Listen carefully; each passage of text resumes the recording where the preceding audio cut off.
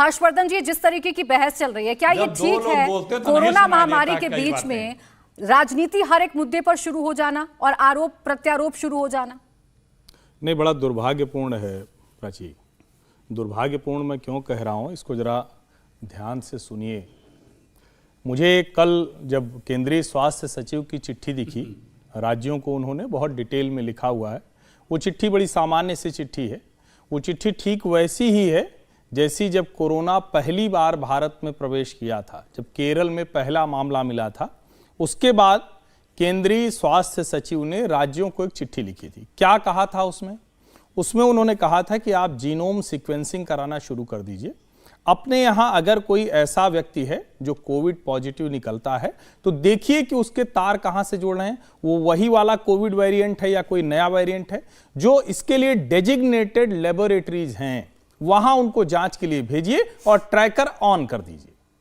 अब ये राजेश भूषण कहते हैं आज से भारत के हर हवाई अड्डे पर जहां अंतरराष्ट्रीय उड़ान आने वाली है वहां रैंडम चेकिंग शुरू हो गई।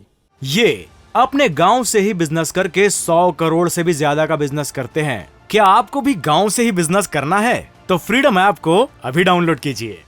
यानी चूंकि पिछले एक हफ्ते की अगर आप दुनिया भर की खबरें, जो भी जानता है, पढ़ता है, थोड़ा चिंता करता है कि दुनिया में क्या हो रहा है, सिर्फ भारत में राजनीति न करना हो तो वो देखेगा कि पिछले एक सप्ताह में चाइना में कोविड के मामले एकदम ब्लास्ट कर गए हैं। बड़ी खतरनाक स्थिति है। यूनाइटेड स्टेट्स ऑफ अमेरिका ने कहा है कि चाइना में ये जो कुछ हो रहा है ये बेहद चिंता की बात है। जो दुनिया के एक्सपर्ट हैं वो क्या कह रहे हैं? वो कह रहे हैं कि अगर ये इसी तरह चला और चीन इसको रोक नहीं पाया तो नेक्स्ट 3 मंथ्स में 60% ऑफ चाइना, यानी 100 में 60 चाइनीज कोविड ग्रसित हो जाएंगे। निश्चित तौर पर मैं ये मानता हूं कि भारत की सरकार के लिए खतरे की घंटी है। उसको और ज्यादा कड़े कदम उठाने चाहिए। रैंडम की बजाय हर जो व्यक्ति अंतरराष्ट्रीय उड़ान से आ रहा है उसको चेक करना चाहिए। लेकिन ये एक सप्ताह की खबर है, लोग दुनिया भर से आ जा रहे हैं और भारत सरकार की जो एक तरह से कहें कि वो एक तरह सजेशन है, उसमें 4 और देशों के नाम है, क्योंकि दुनिया इंटरलिंक्ड है। कोई ऐसा नहीं कि चाइना से चलेगा तो ही भारत आएगा। और अगर ऐसे में स्वास्थ्य मंत्री एक यात्रा चल रही है उसको एक सामान्य एडवाइजरी चिट्ठी भेज देते हैं तो मुझे नहीं लगता कि इसमें इतना कोई हल्ला हंगामा करने की वजह थी। हां, अगर ये गुजरात हिमाचल चुनाव के पहले ये चिट्ठी गई होती तो मैं मानता कि भाजपा डर गई है, राजनीति कर रही है भारत जोड़ो यात्रा से। भले राहुल गांधी गुजरात और हिमाचल जाने का साहस नहीं जुटा पाए, लेकिन फिर भी मैं ये मानता है कि राजनीतिक विश्लेषक के तौर पर आज ये सिर्फ और सिर्फ एक फालतू की बात लगती है कि जब दुनिया कोविड से परेशान है यहां हम ये राजनीति कर रहे हैं। ठीक है तहसीन जी, हर मसले पर, चाहे वो देश की हेल्थ से जुड़ा हुआ मसला हो, हर मसले पर सियासी एंगल निकालना क्या इस देश की अब आदत हो गई है? क्या तमाम राजनीतिक दलों की आदत हो गई है? मामला कोविड का है और एक चिंता जाहिर की जा रही है कि भाई इससे कोविड फैल सकता है। सिंपल सी बात है। थैंक यू प्राची जी, आपके साथ मुझे शो में शिरकत करने का मौका मिला और मैं हर्षवर्धन जी से बिल्कुल इत्तेफाक करता हूँ। मतलब मैं बहुत अच्छे पत्रकार है, मैं बिल्कुल उनसे एग्री करता हूँ और आपसे भी कि हर मैटर में पॉलिटिक्स नहीं होनी चाहिए। मैं इंडिया टीवी में जो भी कोट करूंगा, इंडिया टीवी या पीटीआई को कोट करूंगा, यहाँ वहां की रिपोर्ट नहीं। 8 फरवरी 2020, फैक्ट चेक करना मुझे, माननीय सांसद राहुल गांधी जी पार्लियामेंट में कहते कोविड का बहुत बड़ा कहर इस मुल्क पे आने वाला है। 8 फरवरी 2020।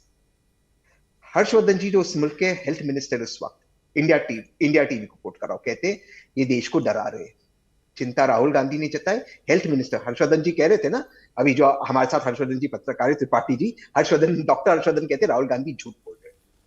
8 मार्च 2020 राहुल गांधी कहते कोविड का ना सिर्फ इस मुल्क पे कहर आने वाला है, देश की अर्थव्यवस्था बर्बाद होने वाली है। 12 मार्च को WHO कोविड को एक पेंडेमिक डिक्लेयर करता है। 13 मार्च को अनुराग ठाकुर जी, उस वक्त MOS फाइनेंस से, कहते राहुल गांधी झूठ बोलते, कोविड की वजह से देश का कोई नुकसान नहीं होने वाला है।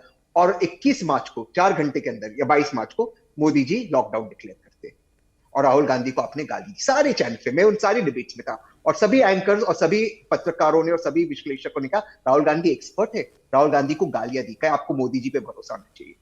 पहली बात। अब आते हैं सेकंड फेज के अंदर। इंडिया टीवी में, यहां वहां की बातें नहीं, PTI, international media slams prime minister Modi, Hindi में अनुवाद कर देता हूं, सारे अंतरराष्ट्रीय मीडिया प्रधानमंत्री मोदी की आलोचना की, क्योंकि जिस वक्त कोविड का सेकेंड वेव चल रहा था प्राची जी, जब मैं और मेरी पत्नी काम कर रहे थे, हम लोग लगातार 20 रात नहीं सोए और बीजेपी के एमपीज को ऑक्सीजन हमने दिया। मैं आपकी शो पे जिम्मेदारी से कह रहा हूं, प्रधानमंत्री मोदी जी बंगाल में कैंपेनिंग कर रहे थे, दीदी और दीदी के नारे लगा रहे थे, लोग मर रहे थे, और जिस ऑक्सीजन को मेरी और मेरी पत्नी ने सप्लाई किया, केस तो हुआ हमारे ऊपर, हमने उस पर जीएसटी, ये इनकी जिम्मेदारी है।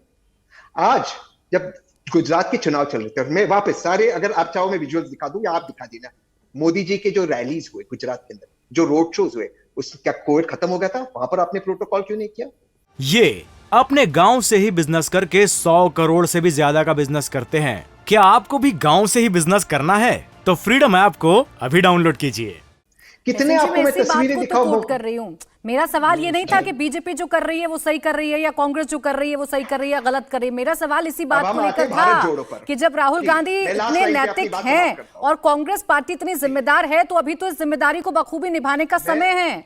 मैं आपको थैंक यू बोलना चाहता हूं, अब एक्चुअली बहुत अच्छे पत्रकार हो, क्योंकि आपने माना कि राहुल गांधी में नैतिकता, और मैं इस नैतिकता का एक उदाहरण देकर अपनी बात खत्म कर रहा हूं। भारत जोड़ो में मैं जुड़ रहा हूं, मैं खुद जा रहा हूं और मेरे साथ कुछ मेरे मुंबई के दोस्त जा रहे हैं। हम सबको बोला गया है आपका vaccination certificate, Covid negative report और मास्क कंपलसरी है, ठीक है, और तभी मास्क निकलेगा। हमको बताया गया है, मैं आपको ईमेल भेज देता हूं, राहुल गांधी के दफ्तर से ईमेल पे आया है कि अगर आप आ रहे हो ये कंपलसरी, या तो आप प्रेग्नेंट हो या तो नहीं हो, या तो उन्होंने प्रोटोकॉल तोड़ा या तो नहीं तोड़ा है। तोड़ा है तो आप कार्रवाई कीजिए, नहीं तोड़ा है तो आप क्यों तो लेटर लिखते हो, परेशान ये तो कर रहे हो? सिंपल सी बात है, जैसा आप कह रहे हैं ऐसी कांग्रेस सिंपल सी बात है, तो क्यों उसमें लेकिन आप मंशा, बौखलाहट, डर, इन तमाम शब्दों का इस्तेमाल करेंगे और ये नहीं बताएंगे कि हम तो पालन कर रहे हैं ताकि देश की जनता आश्वस्त हो जाए। बड़ा सिंपल सा सवाल था मेरा। संजीव श्रीवास्तव जी से मुझे कहा गया है। हाँ ठीक है। इंडिया टीवी हर वक्त हर जगह डाउनलोड करने के लिए सर्च करें India TV news Google play store या ऐप स्टोर पर।